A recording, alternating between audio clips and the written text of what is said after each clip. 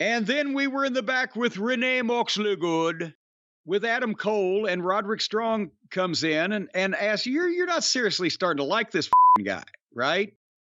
And Roddy's in the sling. He's injured. Cole and Roddy been together for all these years. They've been friends. Right now, Roddy sees MJF for what we all know him to be. But Adam said, well, he's not half bad. And then Adam gets another text from MJF. Oh, wait, I got to go. And he calls MJF, Max, you're not sick. Come on, because he had seen Big Bill in the locker room and was trying to get out of the match later. And Roddy's obviously got stink face, but again, it's making Adam look gullible, if not silly. That it's the silliness is so over the top, but he's playing it straight. I don't know how other to explain it than that.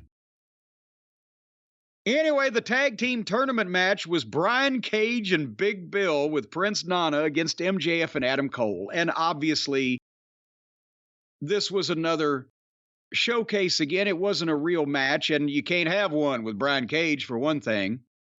But it was all to showcase the personality conflict, the odd couple, starting to gain a broship with Cole and MJF. And a lot of this has to be MJF because it's got his fingerprints all over it.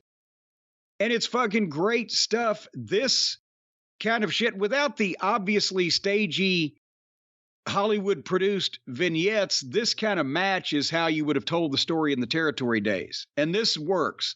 It was like a Tennessee spot show.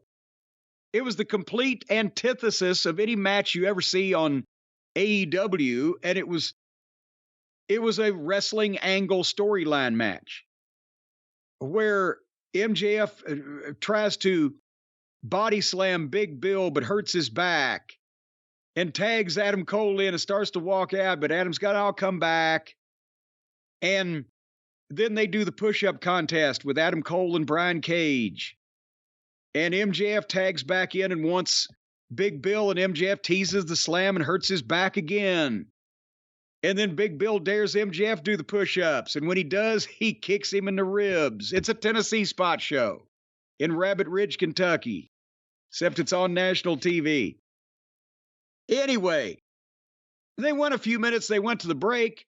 They came back, and within another couple of minutes, finally MJF worked into bowed up, bit the finger of Big Bill, and body slammed him, and the babies went in the air from this crowd for a fucking body slam. Because they milked it and worked up to it.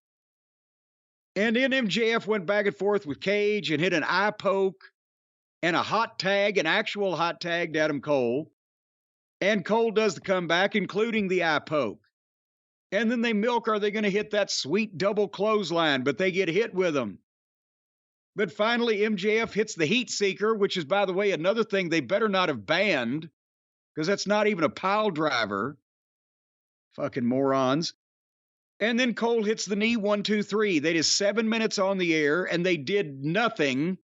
And it was the best fucking match so far on the show because you actually paid attention to what was going on. But they did it's what it's supposed to be a match. They did what they were supposed to do. They're telling the story. It just happens to be the closest thing they got to the bloodline, and that ain't necessarily a compliment, but it's entertaining watching MJF run around and hot dog and do his thing. Your thoughts? I thought this was great. This was exactly the kind of thing I think this show needed. I said before, and this is the week I liked their stuff the most, especially the match. The match was excellent, and it was all about the energy. And I think Big Bill's actually all right. I know he gets a bad rap. If he had a name and an outfit and some reason for existing, besides just standing there being 7 feet tall. Yeah, he ain't terrible, so I think he gets a bad rap. But I love the energy here, and the crowd made this work, and the crowd wants this to happen. They want Cole and MJF to be together, but there's a big difference between this kind of reaction and playing with it and the calls from Chris Jericho and others last year to turn MJF babyface and act like a babyface and be a babyface. This is a way to kind of have the best of both worlds. Yeah, because that down deep he's still the same devil, but he is doing this for the attention and to sway a potential competitor into being his fucking friend. This is also the best thing for Adam Cole. I'm convinced now after watching this match, Adam Cole with MJF, it works. They work well off each other. It looks more like talky, less worky. Looks like they're having fun together in the ring and in his segments, I'm assuming. I'm intrigued by Cole versus Roddy. They got me interested in seeing what's going to happen there. And like you said earlier, if it goes the other way and we end up with just MJF turning on Cole, Cole looks awful. Oh, God. If it ended up with Cole turning on MJF, I don't even know what to think about that. Oh, So I think it has to end up with Cole and MJF together. And I think even though it seems expected now, it's still the right thing. Well, sometimes you expect the right thing.